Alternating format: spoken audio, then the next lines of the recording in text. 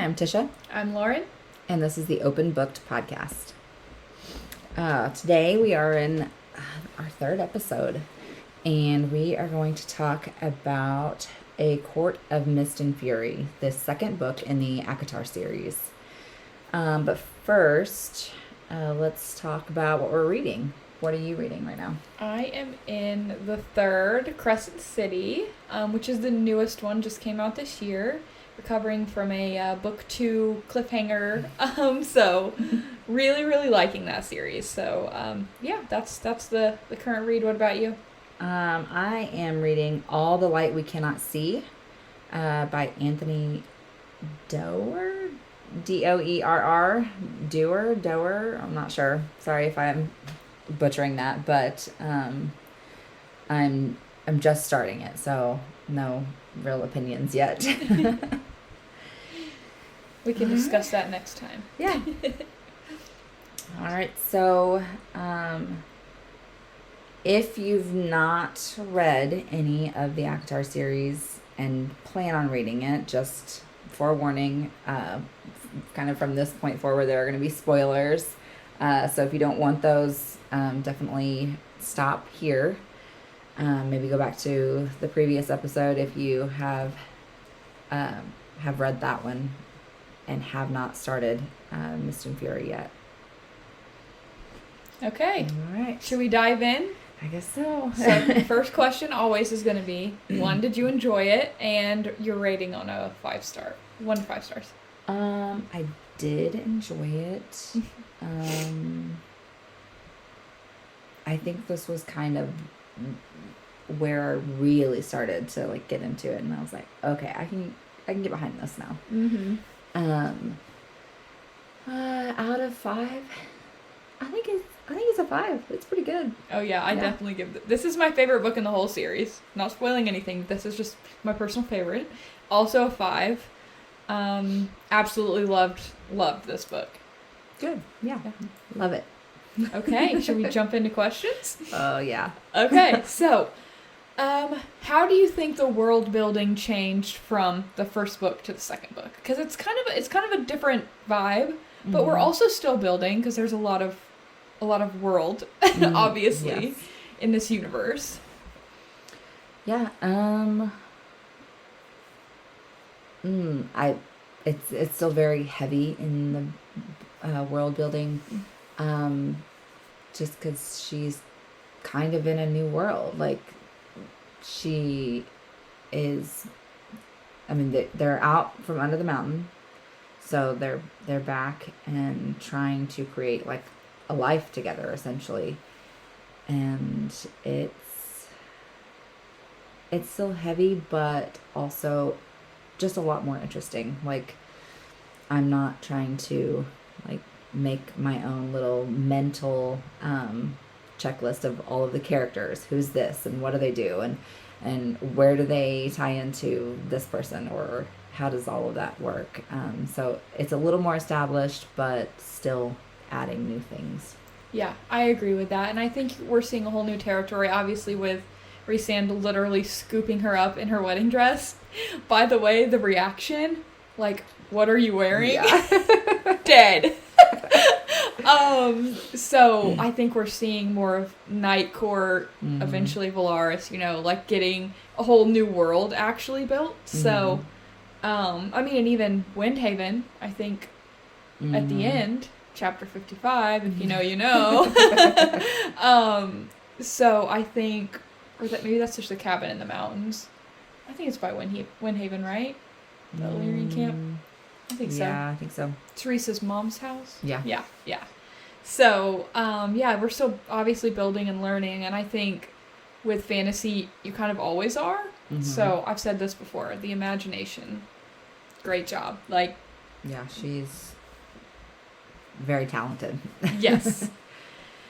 So, what do you think about Feyre's character development from the end of the first book to where we first meet her again, which is technically 3 months later, at the beginning of A Court of Mist and Fury? So how do you think she's changed?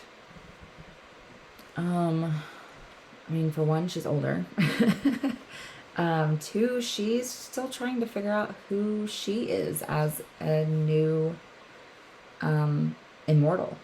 Yeah. Like, that's a lot to put on a person to realize they're gonna live forever.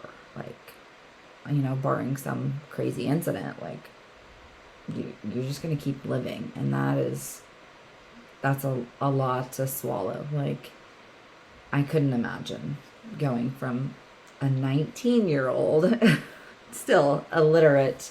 Well, she's becoming more literate. Thanks to Reese. Yes. But just trying to, plan a wedding and do all of these things and be this person that everyone thinks you are. Like, is it this one they start calling her curse breaker? Yeah. Yeah, like, yeah, you have a whole new title, like, mm-hmm. Feyre curse breaker. Like, hearing that the first time, I was like, oh, that's intense. Like, that's a badge of mm-hmm. honor, but also, like, it's a lot of shoe to fill for a 19-year-old trying to figure out her relationship and if she even wants to be in it. Yeah. I think the Fae switch on her aged her, maybe. Yeah, a little bit. It aged maturity. her. Maturity, yeah. Mental maturity, maybe. Maybe in everything she just went through. It's just wild to think that a few months prior to everything she went through, all she wanted was enough money to, like, paint. Yeah. That's all she wanted. She had no desire to be some wife of a high lord. She had no desire to even, like, they were terrified and hated the Fae, right? Yeah. So it's just the crazy switch even across these all these two books where she's gone from poor, hunting, providing for her family, to in love with a high lord, mm-hmm. to being stuck under a mountain doing trials, to breaking a curse that saves thousands, hundreds of thousands of people, probably safe to say, and then getting married. Also, fuck Ianthe. I mean, fuck Ianthe. Getting married, getting swooped away, being in some bargain at the beginning of this book we think is terrible. Yeah. And then we, obviously, this book, we all fall in love with the High Lord of the Night Court, right? So, going from Tamlin to Rhysand and just comparing the two, it's the amount of growth that has happened just in these two books is nuts. Yeah. So, yeah, I think there's a lot of character development specifically for Feyre. For sure. Yeah. And trying, like, because you still kind of think he's just a troll. Like, when he's trying to teach her to read. Mm-hmm. He's like, Reese is the hottest. Most handsome High Lord. Yeah. Oh, that's your food. Yeah. But, yeah, it's a lot. And I just don't know. I know even being mature for my age, at that age, I don't think I could have handled it by any means. Like, that's just a lot to wrap your mind around. Yeah. I think we need to take a moment to bitch about, I'm going to call him Tampon. And I think Tisha has her own name for him. Tantrum. Okay. I kind of had some red flags in the first book. Yeah. Just because he didn't do anything. Tisha mentioned this. I was containing my opinion until this episode because I didn't want to, like, completely spoil everything because this is a rant for me. Mm-hmm. But how he didn't do shit. And then the second he had a moment with her, he's, like, trying to get it on. Yeah. Instead of, like, are you okay? Do you need anything? Blah, blah, blah. It was more like, let's get it on. Let's go. And it rubbed me the wrong way. Like, she's literally a human almost dying for you, and you're going to be like, let's go in the closet. Like, no. So, how he doesn't notice that his fiance is puking her guts up every night, losing weight, not herself, struggling with these demons, which we were talking about, for a young girl to go through. Also, I love how we talk with these characters like they're real people. Oh, yeah. They are. They are. Yeah. That's the point That's of the book. Exactly. You create them in your mind, and they live with you. Yeah. So I just think that this solidified my red flags as tampon has to go.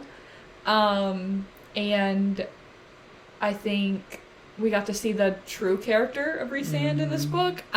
Which, honestly, in the first book, I didn't, hate him. No. I felt like he was a troll, but I think I said this, I kind of like a character like that to spice things up. But I never felt like he ever would have hurt her or put her in any sort of dangerous situation. I think that was obvious from the beginning.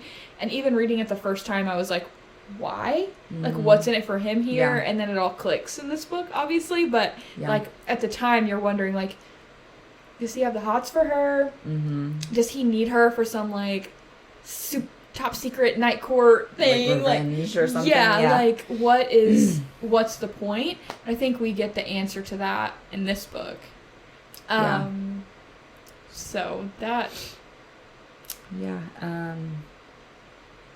it's a lot. And yeah, he shows his true colors. He's still, I felt a little leery to fully share everything with her. And then once it comes out, she's like, how dare you still keep secrets from me after I just left this other relationship that's they kept everything from me. Yeah. And literally locked me up. Yeah. Yeah, no, the locking up was the nail in the coffin for me. Yeah. That was absolutely insane. And the fact that even Lucian was I'm mad at Lucian still for how he handled this. I get it. Tamlin was his high lord, but him and Feyre are bros, is how I'm going to describe them. And he obviously wanted to help, but he didn't step up when the time was needed. He could have helped her 100 times, and didn't. And he saw what was going on, even though Tamlin was ignoring it. Just wanted her to be his little... sex slave. Exactly. And it just... yeah, it just really bothered me. So I'm very glad that we got to see both High Lords' true colors.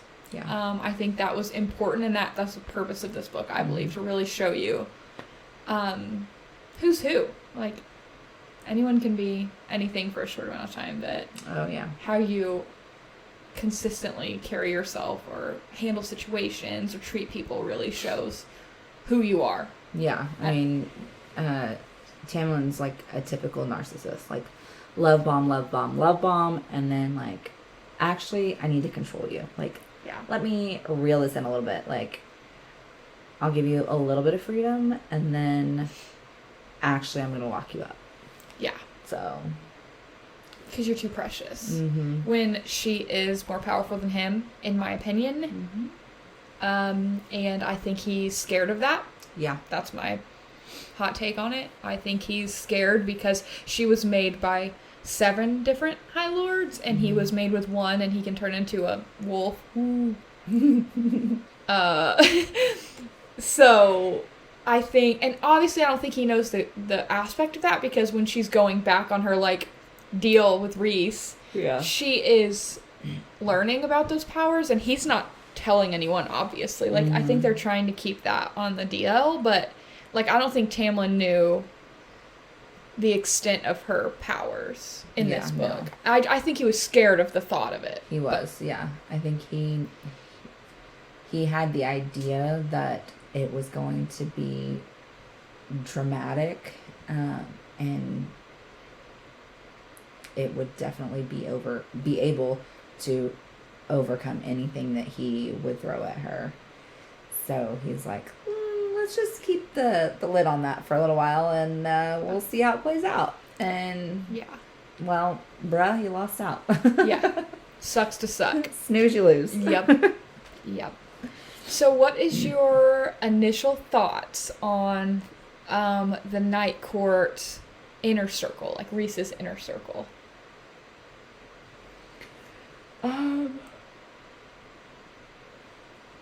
I was leery of Amryn to start. I was like, okay, Are they actually friends and like siblings, or is this like his girl that can't be his girl? Like, Yeah. I was like, oh, okay, because I mean, I've been in those relationships, and it's like, oh yeah, we're best friends, and that's not actually how it is. Like, she wants to get with him, and he's like oblivious, like most guys are to the girl on the sidelines. But yeah, I was leery, but kind of getting more into it, I was like, okay, it's like a family. Like, they look out for each other, and they are going to try to make each other the best version of themselves. Yeah. They can. Like, call each other on their shit, Mm-hmm. which is like what a true friend does, right? And then, but also would do anything for each other. I was the same way. I was kind of leery at first, especially when they like threw her in first night in Valaris into like the dinner at the House of Wind. I was like, what is poor homegirl walking into? But they were all like so welcoming, and Moore just has like this, I just picture her like as a girl's girl. You know, like the most welcoming, hype you up kind of person. I feel like everyone needs someone like that in their life, and I just felt like Moore probably made it, because she'd already met her, had a little bit of a relationship with her. But, yeah, no, I thought the first dinner was really awkward. And then was really excited after that. I was like, this team is so much better than, like, such a great inner circle. And, like, how they have kept all of this secret. For hundreds of years was insane to me. But just shows the level of loyalty to their people and each other, that no one would ever, you know, let the cat out of the bag, per se. But I love the inner circle. That brings me to my next question. What the heck is Amryn? Oh, I don't know. I don't either. I have no idea. I think, I don't know. I just think that no one really knows, and obviously they even say it in the book that no one's asked her. Yeah. Like, everyone, even Reese is scared to ask her, like, what she is. She's like this mini, tiny death creature. Petite, I don't know. Just drinking goblets of blood, like, yeah. Okay. Because I think there was one instance where they like, okay, we need to secure everything, so Amryn's going to go out hunting. Yeah. And I was like, what is she hunting for? Why? And then, like, the people put, like, what is it, sheep's blood out on there? When they went to dinner. Yeah. I was, like, first thought vampire. Because I've read so much, like, vampire stuff over the years, and, like, big Vampire Diaries girly here. So I was like, look, a vampire. But none of the other boxes check besides the immortality. So, I don't know. I genuinely don't know what she is. So, interesting dynamic to the team, though, when you have Cassian, general of all the armies, Azriel, Shadow Singer, Spy Master, Moore, Queen. I don't know what else to say about Moore. Yeah. Amryn, Mini Killer. And then the most powerful High Lord in history. It's like, what a team. You don't want to piss off that team. It's like, can I be part of that gang? You taking applications? So from the first book to the second book, did your favorite characters change?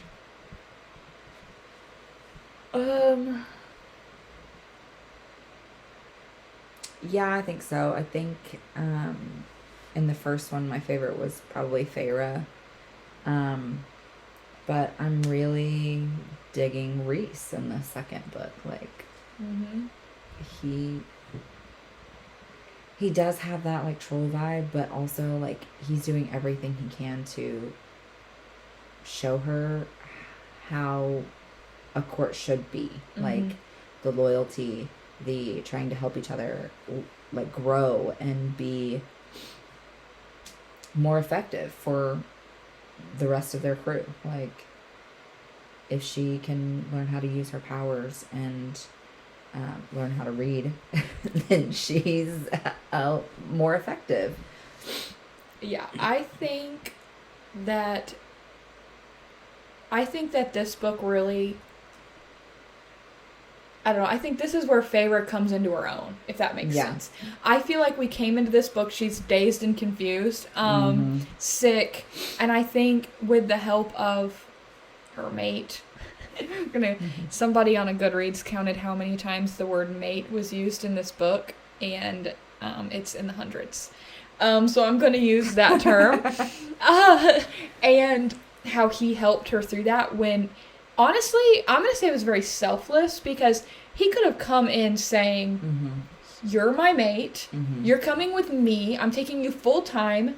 Like, he could have handled it like an asshole, like Tamlin did in the first book, right? Because he could have done the same thing, and he could have had every right to, because technically that's his mate, right? Yeah. Like, I would think.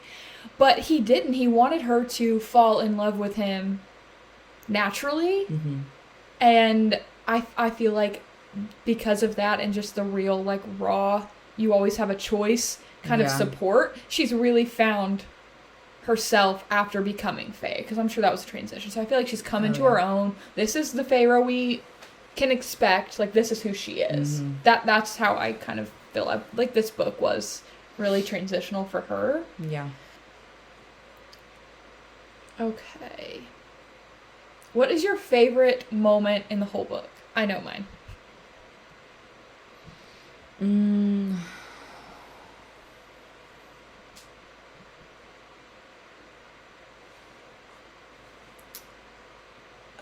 I can't remember like specific details.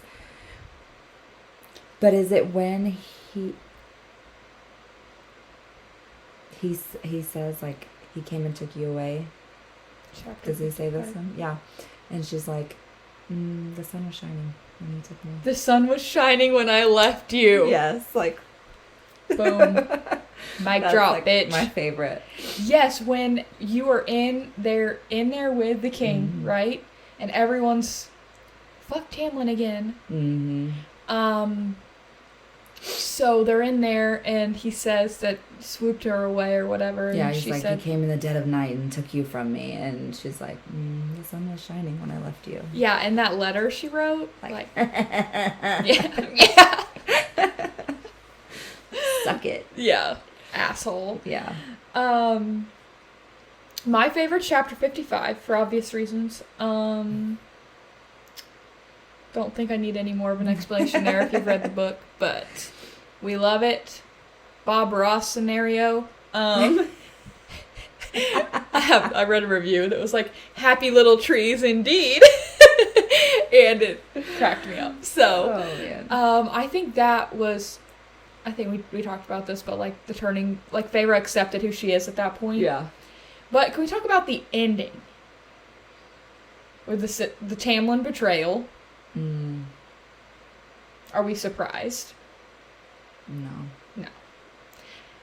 My husband just read these. And at this point in the book, he texted me and said, or I came home, and he says, I have one thing to say to you. And I didn't even know he was reading them. And he said, fuck Tamlin. And I was like, what? So, thought that was hilarious. I think that encaptures how all of us felt. Oh, for sure. At the end of this book. So what do you think motivated Tamlin to do what he did? Do you think it was the betrayal of Feyre? Or do you think it was more like a pride thing against Rhysand because of their beef? Or what do you think? I think it was a little bit of both. Okay. Like, he was trying to hurt Feyre to get her to come back to him, because that makes sense, right? Main logic. But he knew hurting Feyre would also hurt Rhysand. So he's like, 2 birds, 1 stone, and actually 3 birds, because then he's made Hybern happy. Like, yeah, it's all very ick. it's giving ick. Yeah. Yeah, no, I think I agree. I think it's kind of a combination of both items. I think he has narcissist, we talked about that, tendencies, but he also has a stupid amount of pride, like thinking he's better than anyone else. And I'm sorry, shadows are better than flowers. Fight me. But like actually, you're bottom tier. Yeah, you're bottom tier. Rhysand, top tier. You're bottom tier. But just, I think he has beef with Rhysand as well. I think it's a huge jealousy because they've made it very clear, even in the first book and the second book, they say the Night Court does whatever they want. And blah, Yeah. It's like they're getting drunk at the bar in Valaris, dancing and being goofy. Like, but the world sees them as like this wild, do whatever they want, sadistic almost, I would think. But it's very clear that Rhysand is the most powerful High Lord in history. It's said multiple times, right? So he's like insanely powerful. So I'm sure as another High Lord, you have that sense of like, puff out your chest, you know, like he's not as powerful, and that's blatantly obvious that he can go swoop Feyre away once a month or whatever, and Tamlin can't do shit about it because it's Rhysand, right? He's just so much more powerful, and you can't break a deal apparently. Yeah. But of all of the Fey abilities, which one would you pick? Oh. There's so many.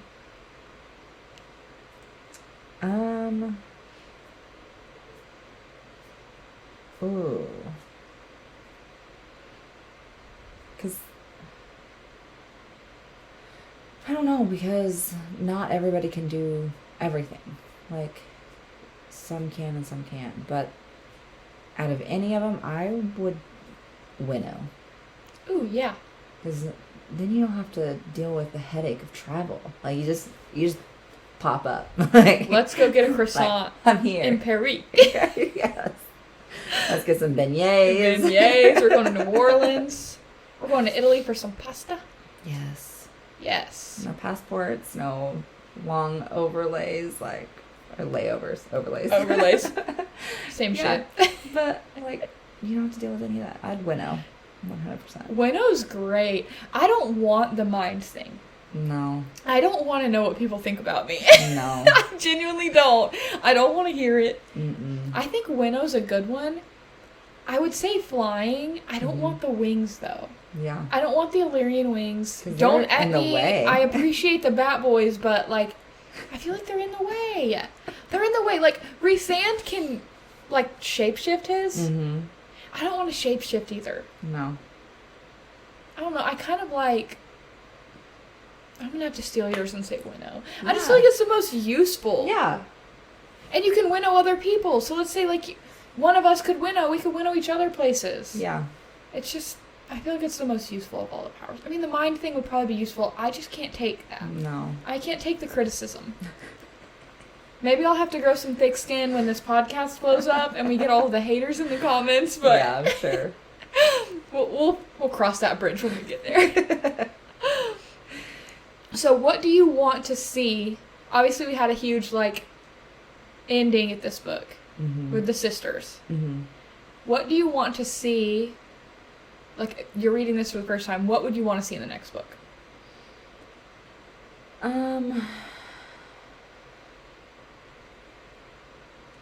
I would want to see, like, the consequences of that. Like... Okay.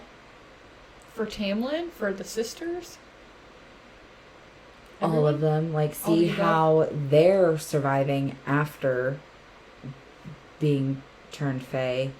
And see how that plays out for Tamlin and the Cauldron and Highburn and, like, all of it. Because, like, they did it for a very specific reason. And it's like, okay, so what's next? What did you get out of that, really? Like... Yeah.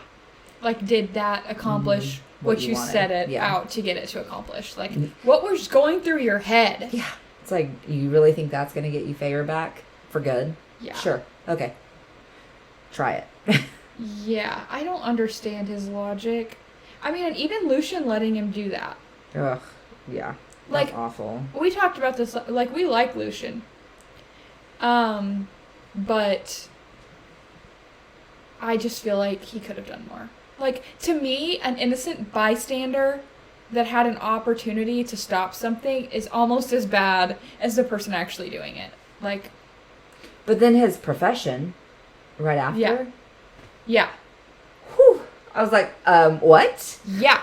Yeah, let's talk about that. Lucian's mate? Little Miss Pris Elaine? Yeah, like, how? Elaine is engaged. Yeah. To a human. Yeah. She's now a fae. And has a mate on an opposing court to her sister. Yeah, and just like Feyre had to figure out how to be fae and how to live her life moving forward, Elaine's going to have to do that. And so is Nesta, and it's gonna be hard. It's like just making all of those adjustments. And then you're engaged to a human, but then this guy's like, hey, actually, we're mates, so we gotta figure out that relationship. Hit you up later. Slide in my DMs. Yeah. Yeah. So there was a lot of big revelations in this book. I think some of them get missed because of the obvious Feyre Rhysand finally coming together, which the angst at the beginning of this book is top tier. Oh yeah. And like going when they went to to steal the book, the whole summer, that was great. By the way, that was great. Blood Ruby's hilarious. But the biggest revelation to me, I'm going to say, I saw the Feyre Rhysand coming from the beginning of the book. I did not see the sisters, Tamlin's betrayal. I'm not surprised about the betrayal. I'm surprised at what happened because of the betrayal. The two sisters. But then when Feyre pulls her little shit and comes out that she is the High Lady of the Night Court, I was like, Tamlin said that wasn't possible. Fuck you, Tamlin. Yes. Go off, Queen. Rhysand. Yes, we love you. That was kind of I guess there was some foreshadowing looking back now when she had that conversation with him about it, and he's like, there's no such thing as a High Lady. And you're like, You sure about that? Yeah. You sure about that? You sure about that? So yeah, that was I was excited to hear that. Because the first time reading, I genuinely thought she was acting alone, self-sacrificing. But it turns out her and Rhys had a good little plan. But still, I was shook my first read at that. For sure. Lots happened in this book. Lots to digest. So much. I'm going to say most of it good, besides the sisters. Obviously, that is not what Feyre wanted. Or them, because they are still Fae haters. Yeah. Could you imagine becoming the thing that you hate the most? Like... Yeah, I couldn't. Can't even fathom it. I'm sure the adjustment is, even if you wanted to become it, the adjustment is insane. So you're having to overcome mental hatred as well. Yeah. And then learning that everything you know about them is wrong. Like... That's hard. Yeah, like everything they think, like the first book, Feyre thought they couldn't lie. Remember? Yeah. She thought they couldn't lie. They're all liars. Like, and they let her believe that. I'm like...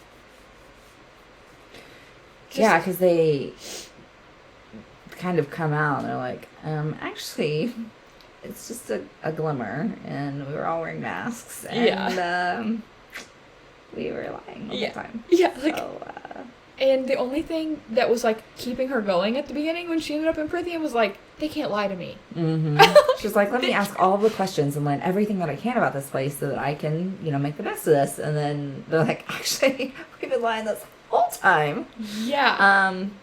Scratch all of that you thought you knew. We're full of shit. Yeah, so that was interesting to think, like... Even thinking back on the first book, after reading the second one, you pick up some more things, like, especially about Tamlin. Like, the first few chapters of this book, you're, like, starting to realize, of the second book, you're starting to realize Tamlin's kind of a piece of shit. And then you're connecting the dots with everything from the first book, and you're like, oh, he's been a piece of shit. We were just blind. We were under a glamour or whatever, because we just love a good romance. So we were rooting for the wrong guy because we didn't have all the facts. Okay, it feels very Beauty and the Beast. Yes. So all our 90s Disney kids are very, you know, kind of ingrained to, oh, we can save him. We love him and we can save him. We can make all of this better for him and come out happily ever after. And it's like, shit. That's not the case. And he's a piece of shit. This Belle can't read. She doesn't need the rolling. Oh my god. Well, she can now. Yeah. Thanks to the most handsome High Lord, the best High Lord. Oh man. Oh. Yeah. So lots there. Lots to digest. Excited to see the second or in the third book how the news of. Well, I mean, I guess we're going back to Spring Court now. Mm-hmm. So to see how Feyre, I don't know how to put, fucks shit up. Yeah. And then how Tamlin reacts and how he treats her post influence he thinks she was under. Mm-hmm. So it'll be interesting to see if he changes. Or does better, makes an effort. Mm-hmm. If he just locks her somewhere. Also how Lucian goes, because I got the vibe at the end of this book that he wasn't buying it. Mm-hmm. And then, obviously, the whole Lucian mate situation. And, how it goes with the king. I mean, there's a lot that's set up in this book that's going to unfold in the third book. So there'll be even more to digest after that one, I'm sure. Yeah, and I would really expect Lucian to, like, try to flip the script on her and be like, yeah, I'm your friend, but also I'm a spy too. Like, that's just where I would feel that was going. I have a fox mask for a reason. Mm-hmm. Yeah. So excited to jump into that one next. Yeah. Well, any other comments or anything on that one? No, just loved it. Yeah. 5 stars. For sure. Hard to top that one. All the bombshells and...